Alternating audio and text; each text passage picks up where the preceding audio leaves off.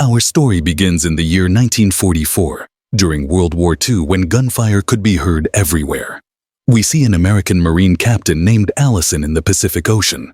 Japanese soldiers had attacked his group, and Allison somehow managed to escape and reach a rubber raft. He drifted in the ocean for many days, traveling alone. Then he spotted an island in the distance. Seeing this, he quickly moved his raft toward the island and reached the shore. He left his raft on the side and started looking around for help, but he could only see trees, plants, and rocks everywhere. Then his eyes fell on a church. When Allison went there, he saw a Catholic nun coming out of the church whose name was Angela. Angela got scared seeing Allison, but Allison said, "Don't be afraid, I'm American. You have nothing to fear from me." He asked Angela how many people lived there. She replied that she lived there alone. Hearing this, Allison couldn't believe it. Angela took Allison to her shelter and gave him food. Allison asked her why she was living alone on the island. Angela explained that she had come to this island with a priest. They were supposed to rescue some elderly priests from Japanese soldiers. But when they arrived, the Japanese had already reached the island and captured those priests, taking them away. Seeing the war situation, they decided to hide there for a few days. But after some days, the priest who came with her became ill and passed away. Since then, she had been living there alone. Her people thought the Japanese soldiers had captured her too, so no one came to rescue her. Allison also shared his story with her. He said he was a Marine whose group was attacked by Japanese soldiers, and he somehow managed to save his life and reach this place. After this, Allison rested for a while. When he woke up, he saw Angela lighting candles and praying to God, asking for guidance. Allison and Angela were quite different from each other. Angela was very calm by nature. She had great trust in God and prayed regularly, while Allison didn't have as much faith in God and was somewhat strict in temperament. The next day, Allison and Angela saw Japanese fighter planes in the sky.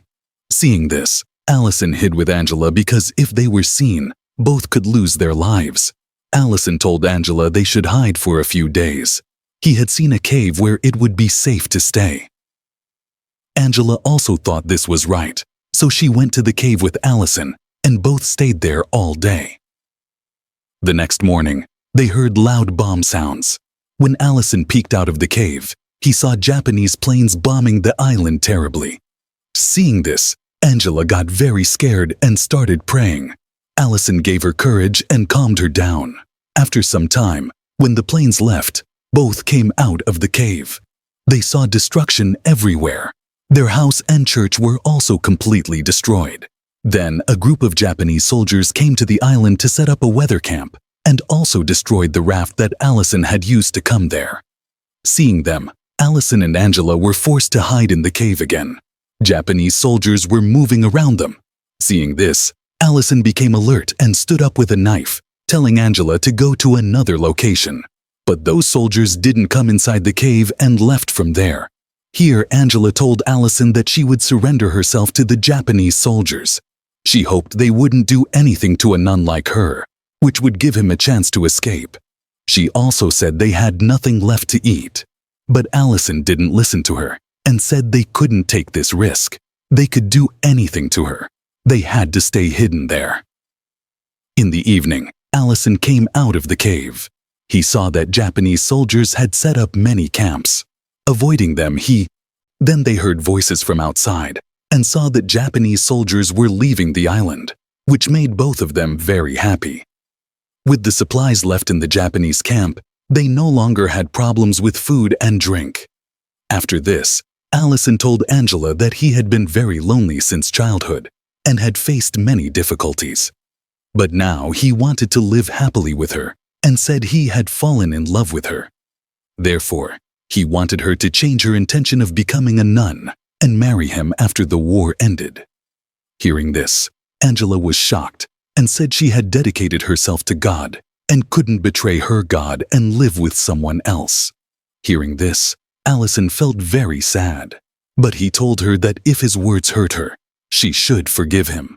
At night, both were sitting after eating dinner. Then Allison found a bottle of Japanese alcohol and drank too much. In his intoxication, he started calling Angela's vows meaningless and said they were trapped on this island like Adam and Eve. Hearing this, Angela became sad and ran toward the forest in the rain and slept there in the cold. Allison looked for her, but couldn't find her. The next morning, he found her unconscious. Allison picked up Angela and was taking her toward the camp when he saw that Japanese soldiers had returned. So he took Angela to the cave, where her condition worsened further. Then Allison risked his life and entered the Japanese camp to steal blankets and medicines. But a soldier saw him, so to escape, Allison stabbed him with a knife and hid the body. Coming back, he quickly changed Angela's wet clothes, gave her medicine, and prayed for the first time himself. The next morning when Angela regained consciousness, she asked who changed her clothes. Then Allison told her that seeing her condition, he had changed them. He apologized again and said that whatever he said yesterday was said in intoxicate. After this, the American Navy stopped bombing, and Angela came out of the cave. Seeing Allison injured, she started treating him. Allison told Angela that the time had come for them to separate, and maybe they would never meet again. Hearing this, Angela said that even though she couldn't spend her life with him, he would always remain close to her heart. After this, the American Navy landed on the island and raised their flag. When the Navy captain saw Allison alive, he was shocked because they thought he was dead. They started taking Allison away on a stretcher, and Angela followed behind him. Allison never pressured Angela with his love and completely respected her decision to become a nun. Similarly, Angela also understood Allison. This film teaches us that true love isn't just about being together. Sometimes hearts connect even while staying apart. And with this, the film ends. Friends, if you were in Allison's place, would you also risk your life for your country? Please share your opinion in the comment section. Thank you very much for watching the video till the end. Like and share the video, subscribe to the channel, and press the bell icon so you don't miss upcoming videos. See you in the next video. Until then, bye-bye. Take care.